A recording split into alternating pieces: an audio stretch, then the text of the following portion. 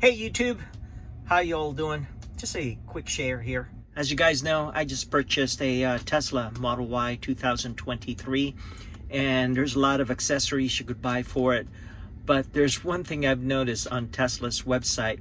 They're selling their garage door opener for $350, and that is just ridiculously expensive, right? One option, and that's the reason why I'm sharing, you could buy one of these universal remote for $10. I used a double-sided tape, and placement just right behind here. Let me go ahead and take a shot of that.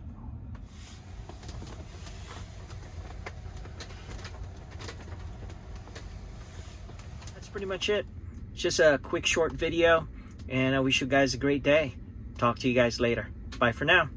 Oh yeah, don't forget to click subscribe, click that notification bell. Chat with you guys later. Bye for now.